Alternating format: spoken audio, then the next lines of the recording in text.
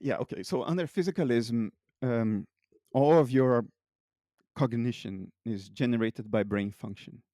So an impairment of brain function should always correlate with impaired cognition. That's not what we see in practice. There are a number of cases in which impaired brain function correlate with richer, intenser experience and higher cognition. Not all the time. These are non-ordinary cases. Most of the times, this correlation exists: less brain function, less cognition. But for physicalism, that should apply 100% of the times. Under analytic idealism, that should apply most of the times, but not always. And we can get into the discussion of why. But it so happens that there are many cases in which the opposite correlation happens. So there are many cases in the literature of people who were just ordinary people and then they suffered brain injury because of bullet wounds to the head, or they were stricken by lightning, or even the advance of dementia, or they had how do you call that, um, when a blood vessel in your brain bursts, a stroke, you have a stroke, or trauma, a car accident. There is one case in which somebody was struck by a baseball to the head.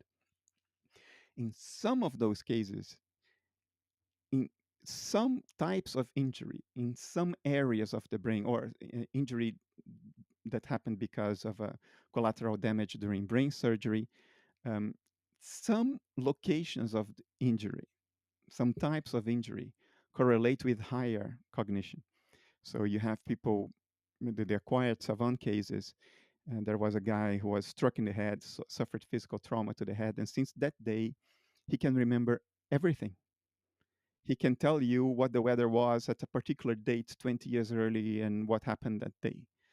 And then he cannot help it. He just remembers everything. There's another case in which an ordinary office worker became a prolific composer. He could just play the piano and compose clever pieces. There are other cases in which you become prodigious at math. You can perform mathematical computations in a blink, and not through explicit steps. So they can't even tell you what they are doing in their heads. They just know the answers. Um, there are less spectacular cases, not acquired savant, but for instance, there is a study in Neuron in 2010. People were studied before and after brain surgery for the removal of tumors. And when you remove a tumor, you always cause a little bit of collateral damage around where the tumor was. And people were studied, they were scored for an index of so-called self-transcendence, how much they identified with their own personal minds, and how much they identified instead with parts of the world at large.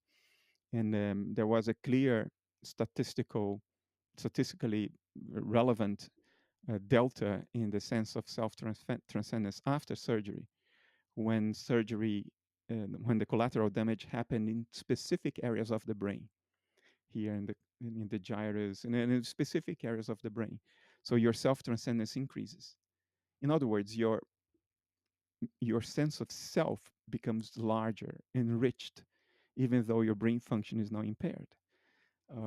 Mediums, the same thing. Mediums were. I reserve judgment about this whole mediumship story, but there was an objective study done in 2013 in which mediums who claimed to write text that came from some transcendent source, they were studied and they had a control group and they measured their brain activities in areas related with language processing, because that's what you use when you're writing text, right?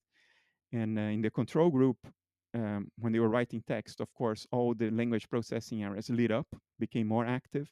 In the mediums, they went to sleep, they became less active. And then they could objectively score the complexity of the text written by both groups. You can use a program to score text complexity. And the text produced by the mediums with less brain activity scored higher in complexity than the text produced by the controls. So that's not psychedelics, it's just trance state.